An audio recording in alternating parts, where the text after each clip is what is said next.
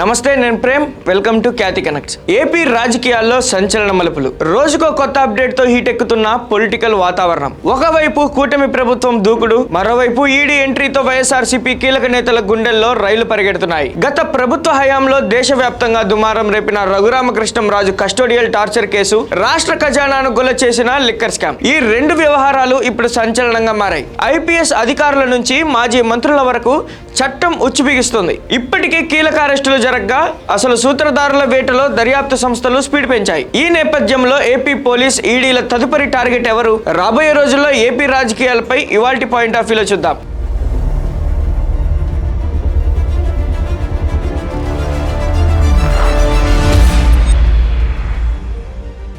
Allegations to enquiry. కేసులు, అరెస్టులు, ఇలా ఎన్నో మలుపులు తిరుగుతూ రోజుకో కొత్త అప్డేట్ తో ఏపీ రాజకీయాలను హీటెక్కిస్తున్నాయి ఆ రెండు కేసులు. అందులో మొదటిది ప్రస్తుత assembly deputy speaker Raghurama Krishnam Raju custodial torture case. YCP ప్రభుత్వంలో ఎంపీగా ఉన్న సమయంలో రఘురామకృష్ణంరాజును అక్రమంగా నిర్బంధించి సిఐడి కస్టడీలో అమానవీయంగా చిత్రహింసలు పెట్టారనే ఆరోపణలు దేశవ్యాప్తంగా సంచలనం సృష్టించాయి. కూటమి ప్రభుత్వం అధికారంలోకి వచ్చిన తర్వాత ఈ కేసు దర్యాప్తు ఒక్కసారిగా స్పీడప్ అయింది. ఇప్పటికే ఈ కేసులో సిఐడి మాజీ చీఫ్ సస్పెన్షన్ ఎపిసోడ్ నడుస్తుండగా సిఐడి అడిషనల్ ఎస్పీగా పనిచేసిన విజయ్ పాల్ జైలు పాలయ్యారు. ఇక నాటి సిఐడి డిఐజీ సునీల్ నాయక్ ను ఏపీ పోలీసులు బీహార్ కు వెళ్లి మరీ అరెస్ట్ చేశారు. అయితే కోర్టు ట్రాన్సిట్ విషయంలో జరిగిన చిన్న పొరపాటు వల్ల ఆయనను అప్పట్లో ఇక్కడికి తీసుకురాలేకపోయారు. ఆ తర్వాత కోర్టు ఆదేశాలతో విచారణకు హాజరైనప్పటికీ దర్యాప్తు సంస్థల ప్రశ్నలకు సమాధానాలు ఇవ్వకుండా తప్పించుకు తిరుగుతున్నారనే విమర్శలు ఉన్నాయి. తాజాగా హైకోర్టులో సునీల్ నాయక్ ముందస్తు బెయిల్ పిటిషన్ విచారణకు వచ్చింది. ఈ సందర్భంగా న్యాయమూర్తి చేసిన వ్యాఖ్యలు ఇప్పుడు రాష్ట్రంలో హాట్ టాపిక్ గా మారాయి. ఒక బాధ్యతాయుతమైన ఐపీఎస్ పదవిలో ఉండి ప్రజాప్రతినిధిని కస్టడీలో అమానవీయంగా చిత్రహింసలు పెట్టారు అనడానికి ప్రాథమిక ఆధారాలు స్పష్టంగా ఉన్నాయని కోర్టు తేల్చి చెప్పింది.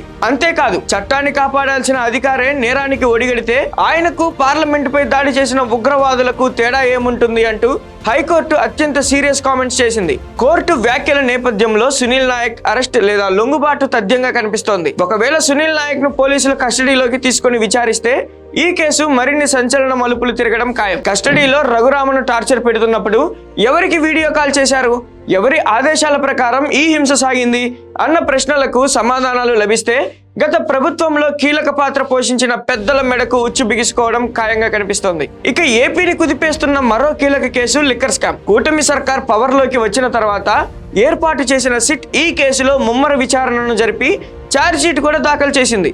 సిట్ అరెస్ట్ చేసిన వారిలో కొందరికి బెయిల్ రాగా మరికొందరు ఇంకా జైళ్లలోనే ఉన్నారు. ఇదిలా ఉంటే ఈ కేసులోకి ఎన్ఫోర్స్మెంట్ డైరెక్టరేట్ ఎంట్రీ ఇవ్వడంతో కథ పూర్తిగా మారిపోయింది. లేటెస్ట్ గా మాజీ మంత్రి కారుమూరి నాగేశ్వరరావు కుమారుడు కారుమూరి సునీల్ ను ఈడీ అధికారులు అరెస్ట్ చేశారు. ఇటీవల కారుమూరి నివాసంలో సోదాలు నిర్వహించిన ఈడీ కీలక పత్రాలను స్వాధీనం చేసుకుంది. మద్యం రవాణాలో ఏపీ సిఐడి నమోదు చేసిన ఎఫ్ఐఆర్ ఆధారంగా ఈడీ తన దర్యాప్తును వేగవంతం చేసింది. స్టేట్ బెవరేజెస్ కార్పొరేషన్ మాజీ ఎండీ వాసుదేవర్ రెడ్డి సహకారంతో రాజ్ కసిరెడ్డి మరికొందరు మార్కెట్ రేట్ల కంటే అధిక ధరలకు లిక్కర్ రవాణా టెండర్లు దక్కించుకొని అక్రమంగా భారీ లాభాలు పొందినట్లు ఈడీ విచారణలో తేలింది. ఈ అక్రమాల్లో నాటి మంత్రి కారుమూరి నాగేశ్వరరావు, ఆయన కుమారుడు సునీల్ పాత్ర కూడా ఉందని ఈడీ బలంగా ఆరోపిస్తుంది.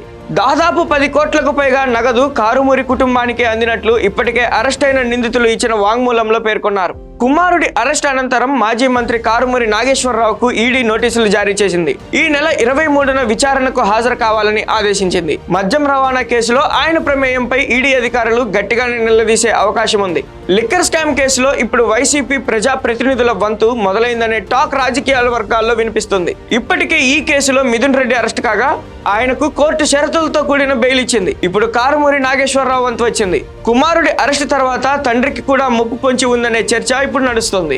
అటు కస్టోడియల్ టార్చర్ కేసులో ఐపీఎల్ అధికారుల గుండెల్లో రైలు పరిగెడుతుంటే ఇటు లిక్కర్ స్కామ్ కేసులో మాజీ మంత్రులు, నేతలకు ఈడీ చెమటలు పట్టిస్తోంది. ఈ రెండు కేసుల్లో ఈడీ మరియు సిట్ నెక్స్ట్ టార్గెట్ ఎవరు?